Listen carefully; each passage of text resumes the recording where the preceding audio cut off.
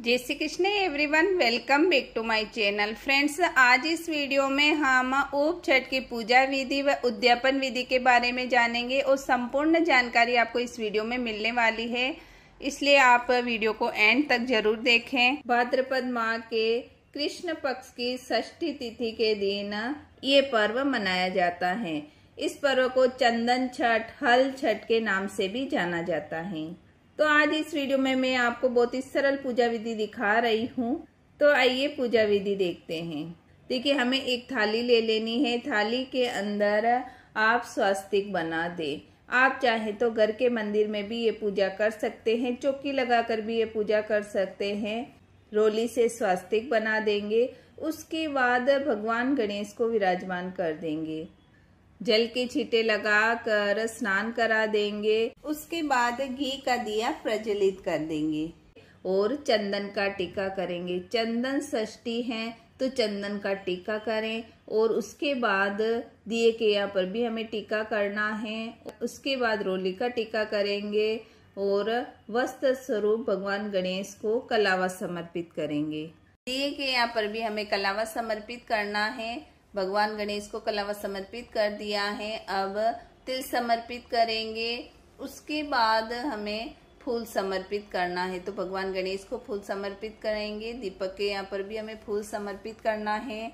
आज के दिन एक गिलास गेहूं समर्पित किए जाते हैं, तो आप चाहें तो नया गिलास ले सकते हो, आप चाहें तो पुराना गिलास भी ले सकते हैं। तो मैंने यहाँ पर एक गिलास गेहूं ले लिए हैं। इसके ऊपर मैंने दक्षिणा रख दी है। भोग समर्पित करेंगे, तो भोग में दूध से बनी हुई मिठाई आप समर्पित कर सकते हैं। आज के दिन अन्न नहीं खाया जाता है, पूरे दिन फलाहार लिया जाता है। तो आप फ्रूट हो तो फ्रूट का भोग ही समर्पित करें, नहीं तो आप दूध की मिठाई का भोग भी समर्पित कर सकते हैं। तो मैंने यहाँ पर दूध की मिठाई का भोग समर्पित कर दिया है और यहाँ पर ऋतुफल समर्पित कर दिया है। अगर आप फ्रूट का भोग लगाते हैं तो जो व्रत कर रही हैं छोटी छोटी बच्चियां, वो भी ये प्रसाद ले सकती हैं। उसके बाद जल का लोटा लेंगे, उसके ऊपर रोली से 7 टिक्की कर देंगे और स्वास्तिक बना देंगे। गिलास के यहाँ पर भी हमें टिक्का कर लेना है। देखिए, ये पूजा जो व्रत करती हैं वही लड़कियां इस विधि को करती हैं, उसी से ये पूजा करवानी चाहिए। अगर छोटी हैं तो आप उनको बता कर ये पूजा करवा दें। उसके बाद हाथ में तिल और फूल लेकर ऊप छठ की कथा सुन लेंगे। कथा सुनने के बाद जो हाथ में फूल और तिल लिए थोड़े भगवान गणेश जी के चरणों में समर्पित कर देंगे, थोड़े से हम लोटे में डाल देंगे। इसी दिए को लेकर हम आरती करेंगे। बहुत ही प्रेम पूर्वक आरती करने के बाद पूजा में रह गई कमियों की क्षमा याचना करेंगे। जो ये जल का लोटा है उससे चंद्रमा को अर्घ देंगे। जो आपने फल रखे हैं और भोग रखा है वो आप सभी को प्रसाद स्वरूप बांट सकते हैं। और जो गिलास में गेहूं और दक्षिणा रखी है वो आप पंडित जी के घर पर पहुंचा सकते हैं या फिर किसी भी जरूरतमंद को दे सकते हैं। जब हम पीरियड्स में होते हैं तब महिलाएं या लड़कियां किचन में चली जाती हैं या फिर मंदिर में चली जाती है, धार्मिक बुक के हाथ लगा देती हैं, तो किसी भी भूल से चले जाते हैं तो उसके पाप के हम भागी बनते हैं। तो इस व्रत के करने से पाप खत्म हो जाते हैं। तो फ्रेंड्स, ये व्रत करने से बहुत ही धर्म होता है, इसलिए आप भी अगर ये व्रत नहीं कर रहे हैं तो आप कर सकते हैं। तो आप इस तरह ऊप छठ के दिन पूजा कर सकते हैं।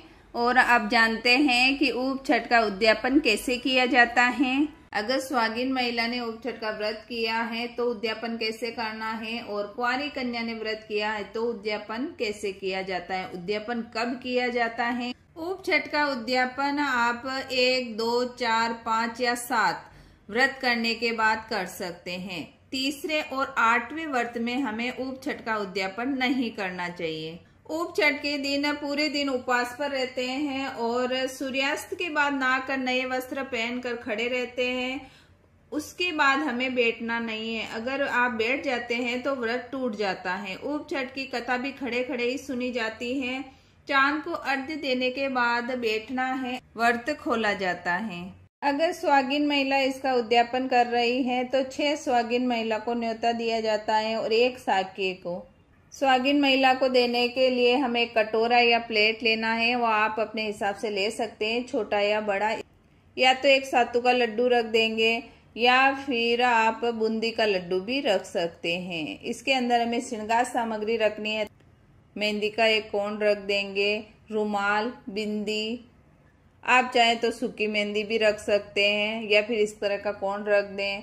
और हमें रबड़ रखना है। इस तरह आप 5-7 श्रृंगार सामग्री रख सकते हैं। आप चाहे तो 16 श्रृंगार सामग्री भी रख सकते हैं। इसके साथ ही साके को हमें एक नारियल और ऊपर रुपये रखकर देने होते हैं। आप चाहे तो खाना भी खिला सकते हैं, लेकिन चांद देखकर खाना खाया जाता है तो बहुत देर हो जाती है, तो आप ये सब घर पर ही दे सकते हैं। घर पर देना ही सही रहता है।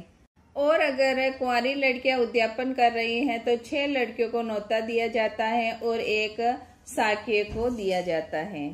देखिए, अगर कुंवारी का उद्यापन कर रहे हैं तो कुंवारी लड़कियों को ही ये सामग्री दी जाती है। तो हमें कुंवारी लड़कियों को देने के लिए एक टिफिन लेना है। टिफिन के अंदर आप बूंदी का लड्डू रख दें या फिर इस तरह ही आप सातू का लड्डू बनाकर रख दें। 6 टिफिन हमें तैयार करने हैं, 6 कुंवारी लड़कियों को देने हैं।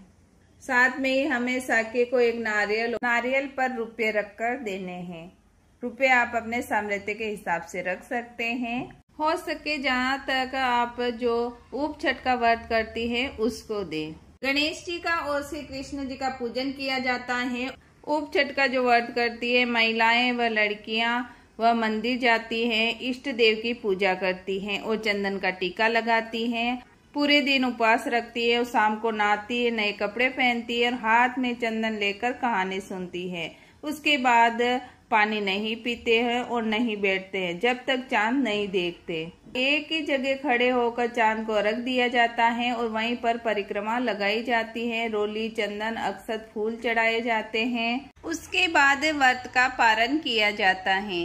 तो मैंने आपको संपूर्ण जानकारी इस वीडियो में दे दी है। अगर वीडियो अच्छा लगे तो वीडियो को लाइक करें और चैनल को सब्सक्राइब करें। मिलते हैं किसी और वीडियो के साथ। जय श्री कृष्णा।